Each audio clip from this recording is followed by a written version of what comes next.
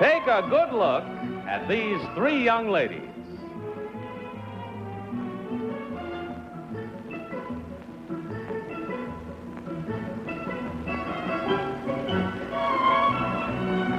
We've lowered our curtain because we're going to replace two members of this team with two different young ladies.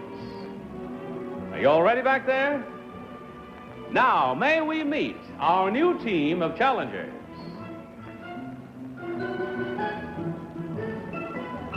You may think that these are the same people you just saw. Actually, you've only seen one of them before. The other two have been replaced by their identical twin sisters. What is your name, please?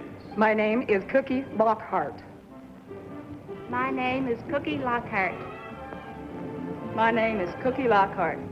Only one of these young ladies is the real Cookie Lockhart.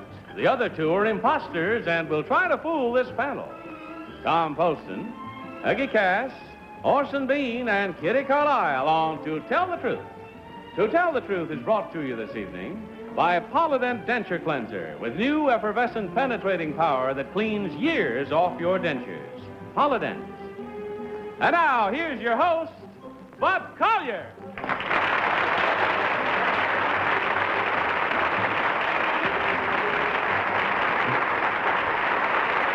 Thank you very much. And welcome again to Tell the Truth. Good evening, pal. Good evening, Bud. Oh, boy, open up your envelope and follow along as I read on this first story. I, Cookie Lockhart, am an auctioneer. Both my father and brother are auctioneers, so to keep up with them, I took a course at a school of auctioning where I was the only girl among 127 men. While I specialize in cows, horses, and other livestock, I am equally at home auctioning off antiques, furniture, or real estate. Being a girl auctioneer has both advantages and disadvantages. For example, on one occasion, a man in the audience tried to flirt with me. But in the world of auctions, a wink can be a legitimate bid. So when this fellow winked at me, I sold him 20 head of cattle. Signed, Cookie Lockhart.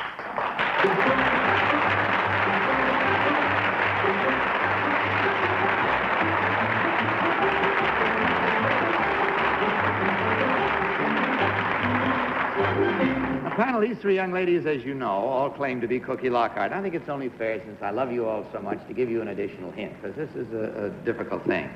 So pay attention now. It is the two imposters who have identical twins. Right. The real Cookie Lockhart has no twin sisters, so you can solve this problem in two ways. Either by questioning in the usual way, or if your powers of observation are keen enough, picking out the one girl in the group who has not been replaced. Doesn't that help? Let's start the questioning with Peggy Cass. I had a nice question. Number 3, does your twin ever substitute for you at auctions? But since you don't have a twin, it's not a very good question. Number 2, when you auction off furniture, do you auction off antique furniture? Do you auction off mostly early American or all kinds?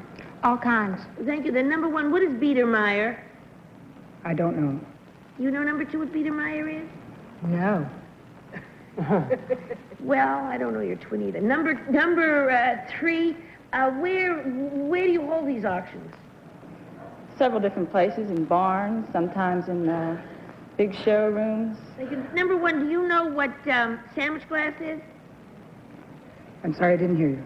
Sandwich, they told me not to talk so fast. Sandwich glass. Do you know what that is? No, I don't. Orson Bean. Thank you. Number 2, why did a tradition of auctioneering of livestock develop? Not all gooses are not auctioned. You just go and buy a goose. But you don't, you go to an auction for certain things. Why did the tradition start in the areas that you auctioneer at? Do you understand my question? Why is tobacco auctioned and Swiss chard is not? I'd like very much to understand your question, but I'm afraid I don't. Oh, all right,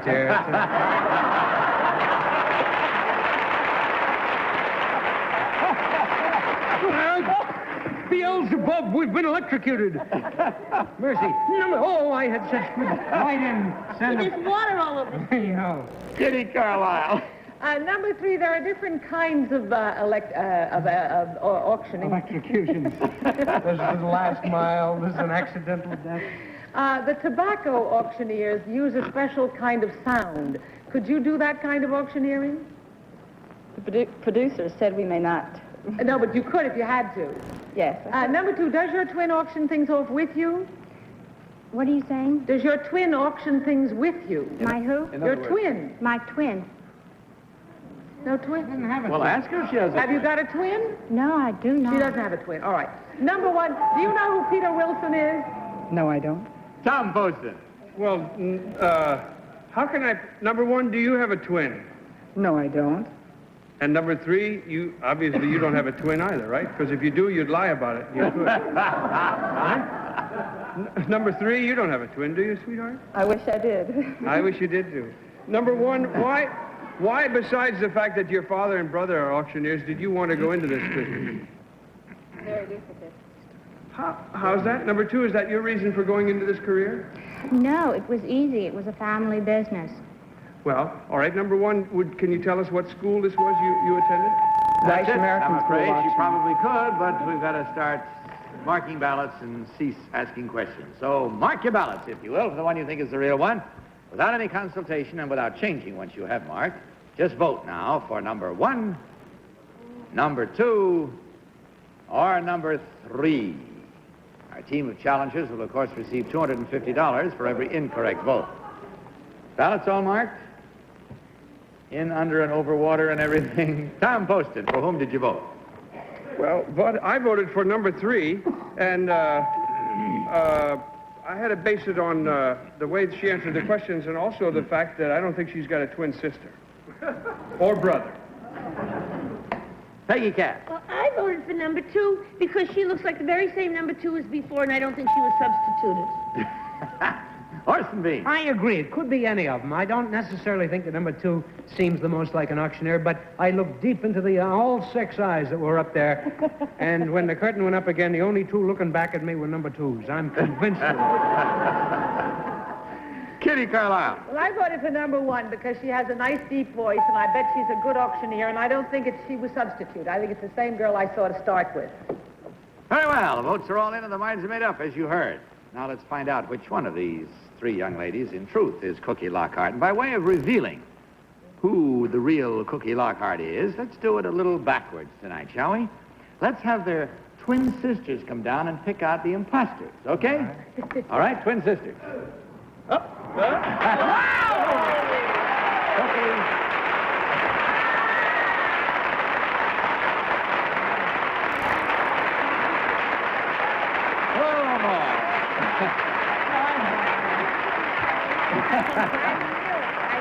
You had your moment in the sun. Just keep the record straight. Cookie Lockhart sells for Lockhart Auction and Realty in Steamboat Springs, Colorado. Would you like to have her auction off like a horse? Auction a horse off for us, would you? Twins. All right, and roll it at there, boys. What'll I give for? At $2 and a dollar would have been a quarter would have given 2 1/4 would have half, 2 1/2 would have been 75. But you're out on the 275 and now 300 would have given $300 food. I'm at 275 and now 3 taking out quarter. At $3 and a dollar would have been a quarter.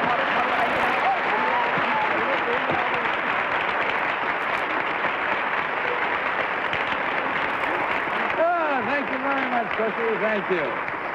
Now, let's unravel this gorgeous bevy next to you here. Let's see. Number 2, what is your real name and what do you really do? My name is Barbara Benny, and I'm a dispatcher with Eastern Airlines in New York City, and this is my sister, Beverly.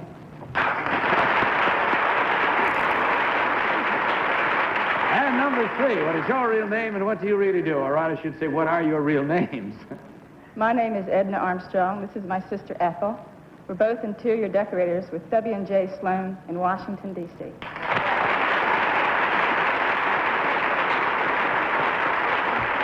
Tell you, I've seen a lot of identical twins, but I don't think I've ever seen any 2 sets that are more identical than these are. And prettier.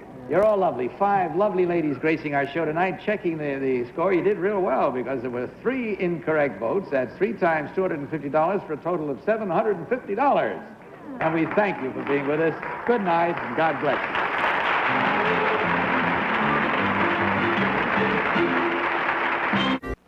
And now let's meet our next team of challengers.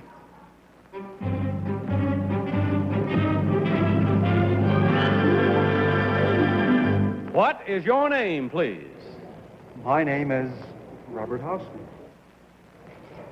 My name is Robert Houseman. My name is Robert Houseman. Follow along again, if you will, panel, with your copies of this story. I, Robert Houseman, am a lone man in a woman's world. I am editor-in-chief of Modern Bride magazine. Our 1 million readers range from 14-year-old girls just home from their first date to rather older girls for whom the honeymoon has long been over. The magazine contains departments and features on wedding gifts, wedding etiquette, and the latest bridal fashions. We are especially proud of our honeymoon travel department and our home furnishing sections. This year, 1,700,000 girls will walk down the aisle, many of them in this very month of June. I, by the way, am a bachelor. Signed, Robert Houseman.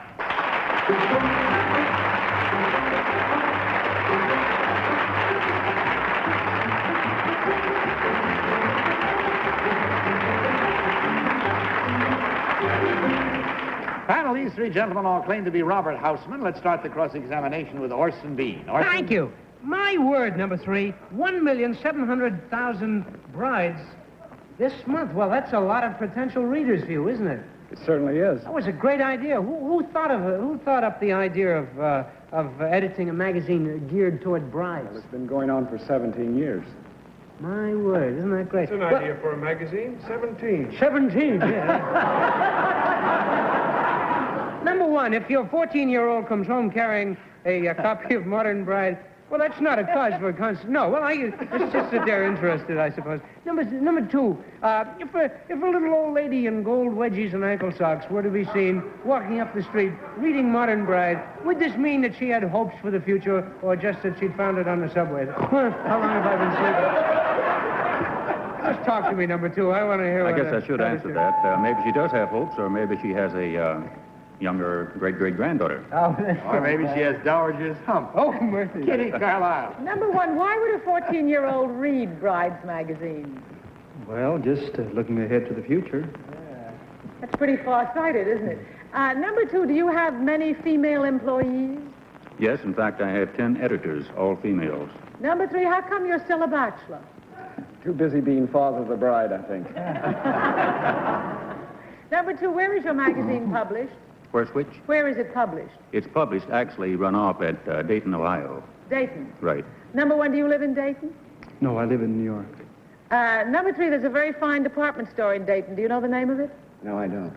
Do you live in Dayton? No, I don't. Where's your magazine published? In New York City.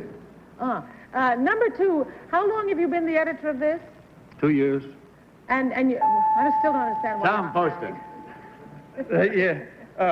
Number 3, are you ever likely to make any sales, for instance, to fellas? That I don't mean who are prospective brides. I mean the fellas who are interested in having a prospective. No, we depend on the bride-to-be to give the magazine to the groom-to-be. Right. Number 1, do you offer aid and comfort to people who write to you and ask you pertinent questions that may not be in a specific magazine?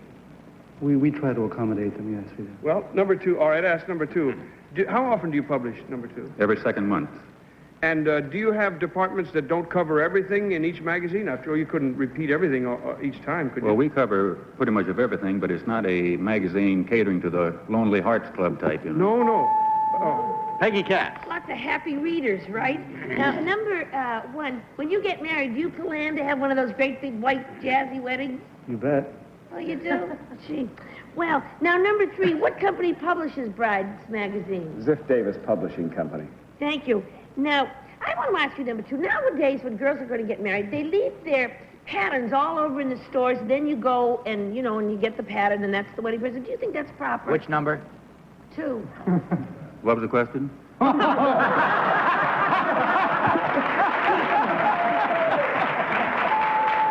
all we have time for.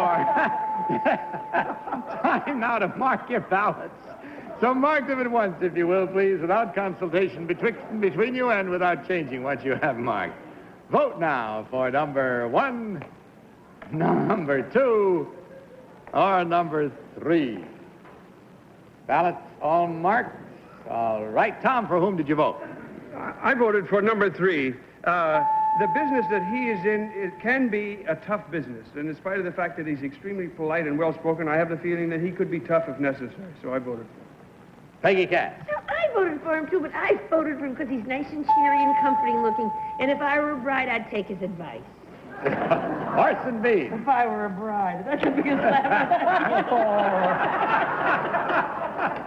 I voted for number 3 as well, because that's one of the old-fashioned veils. It's one of my lesser efforts. I'm sorry. Sorry, darling. No, number 3 looks like a bachelor to me. Many's the night I have sat at the bar at Dick Edwards' place and seen 7 or 8 faces like that at midnight, staring at the bartender. Along with me. Kitty Carlisle. Well, number 2 made great sense about it's not a magazine for lonely hearts, which I'm sure it isn't. But I voted for number 3. Being a woman, I voted for the same reason Peggy did. He looks very comforting and kind and nice. Well, there we have it then. 1, 2, 3, 4 votes for number 3. Unanimous, that makes it. We'll find out now whether we're right or wrong. Which of these 3 gentlemen, in truth, is Robert Houseman? Will the real Robert Houseman please stand up?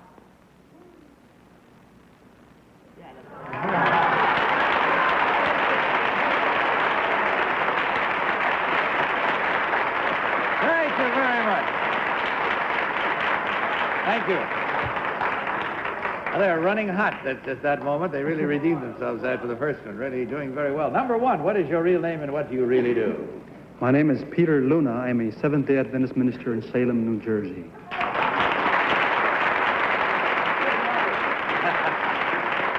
As Orson said, and you're a good liar.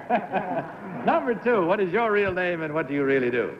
Well, I am actually married and the father of 5 children, and my name is Colonel Bill Moore. I'm with the Air Defense Command's 1st Air Force at Newburgh, New York.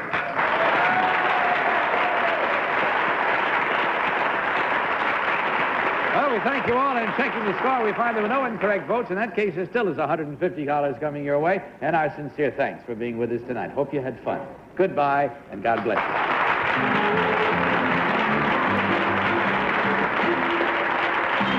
Let's meet our 3rd team of challengers.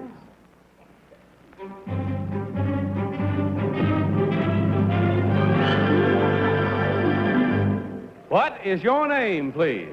My name is Jim Brosnan. My name is Jim Brosnan. My name is Jim Brosnan. Follow along again with this one, if you will. I, Jim Brosnan, am a sports columnist for the Chicago Daily News. Over the years, I have written many magazine articles and 2 full-length books about the business known as baseball. One book, The Long Season, has been hailed as the most authoritative piece of literature ever written about the game. My writing has often been a source of irritation to the front office men in baseball because I revealed many of the inside stories and behind-the-scenes intrigues connected with the sport. However, the authenticity of my facts has never been challenged, because I got them from first-hand experience. 2 years ago, I quit baseball after 10 years as a pitcher with 4 major league teams. Signed, Jim Brosnan.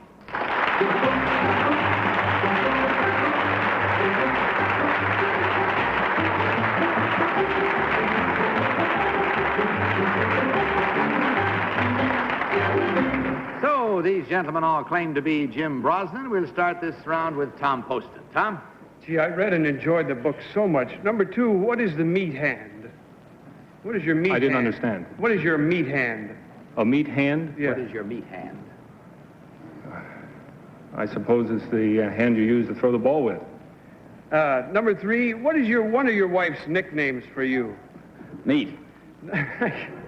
Number 1, what is your favorite drink before dinner? Martinis. Well, these guys are too good for me. Number 2, why is a southpaw called a southpaw? It has something to do with boating. I believe the left side of a boat is I don't know. Well, what's number 3, to what is he referring when he's saying that? That's another name for a left-handed pitcher, isn't it? The southpaw is a left-handed pitcher. What's another one that has to do with the boat? Remember? Starboard? I don't know. Starboard. Number 1, are you right or left-handed? Number 1? No, Peggy Cass. Thank you. Number 3, what position did Rabbit Moranville play? I believe he played shortstop. Thank you. Number 1, would you name me Murderer's Row? No, I can't. Okay. Number 2, Joe Garagiola comes from the Hill in St. Louis. What other famous ball player comes from the Hill in St. Louis? Okay. Number 3, what position did Pepper Martin play? Third base. Number 1, Allie Reynolds. What position did he play? He was a pitcher. Thank you. Number 2, which is the senior circuit? The National League. Thank you. Number 3, which pitcher was called the fireman? Well, a lot of them. Johnny Murphy, I believe, is the one who started the name fireman. Thank you. There were more than one fireman. There's been more, Orson Bean. Thank you. Number 3, whatever happened to the Boston Bees? Boston Bees? Yeah, the Boston Bees. I only know the Boston Braves. Well, the Boston Bees was way back when I was a kid. You remember where they went or what happened to them? Boston Bees, no, sir. Peggy, you remember the Boston Bees. Truthfully, I don't. You don't remember the Boston Bees? I remember the House of David. Oh, the House of David. I'm talking about the Boston Bees. Number 1, who wrote the year the Yankees lost the pennant? I don't know. Number 2, what musical play was it turned into? Damn Yankees. All right. Number 3, how are you? You sure you don't remember the Boston Bees? Oh, I can tell you stories about the Boston Bees. You don't remember. You don't know anything about baseball. Number 2, I have more time than I need. Number 2, answer Tom's last question. I'm glad we saved enough time now for a real expert on baseball. Kitty. Number 3, is there a baseball czar at this point? Yes, there is. Who is it? Bill Eckhart. Thank you. Number 2, does Mrs. Payson own a baseball team? Yes. What's the name of the it? New York Mets. Number 1, who is the owner of the Chicago Daily News? The owner, Marshall Field. Number 2, do you agree with that? Yes. Number 3, Constance Talmadge had something to do with a baseball team. Do you remember what that was? She was married to somebody. Mrs. Payson. Ask about Mrs. Payson. Constance Talmadge was married to somebody who had something to do with a baseball team. I'm glad to say the time is gone. So stop the questioning. I never saw Kitty with a bit in her teeth and running with it like that before. All right, mark your ballots if you will, please, panel. Mark them at 1. Mark them at 1. Lend her your crayon, will you? Orson, lend her your crayon, please. I'm not through drawing yet. Mark for number 1, number 2, or number 3. All right. All ballots marked. Tom, for whom did you vote? I voted for number 3, Bud, because number 1 and 2 clearly didn't know the answer to Kitty's question about Constance Talmadge.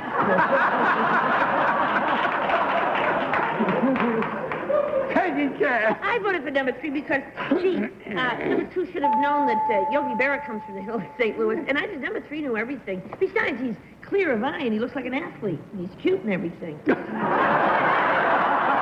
Orson B. How long have I been sleeping? I voted for number 3 on the grounds of extreme ignorance. I don't know that much about baseball or sports, but number 3 really seems like a pro, and he knows all about Mrs. Payson and Constance Talmadge and all those well-known sports figures. Kitty Carlisle. As an expert on baseball, I voted for number 3 because I think he looks like he has that clear blue eye that I associate with baseball players. Well, there we have it. Second time tonight we have a unanimous vote. All voted for number 3. Let's see how it turns out. As we learn now which one of these 3 gentlemen, in truth, is Jim Brosnan. Will the real Jim Brosnan please stand up? Are you kidding?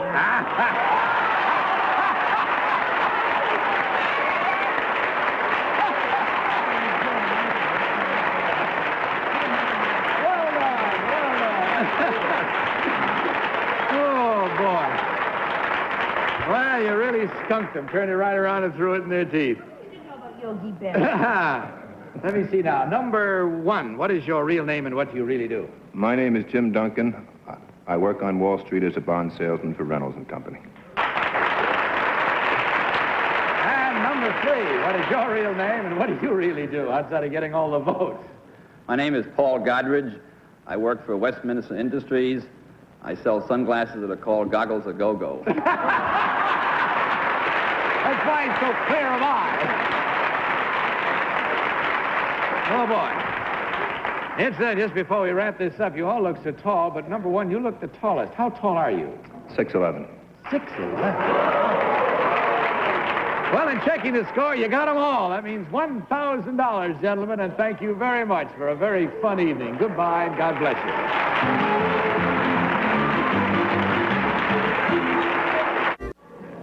That's all we have time for. Good night, panel. Good night, Bud. Good night to you, too. See you tomorrow and see you next week, too. But in the meantime, don't forget to tell the truth. Bye.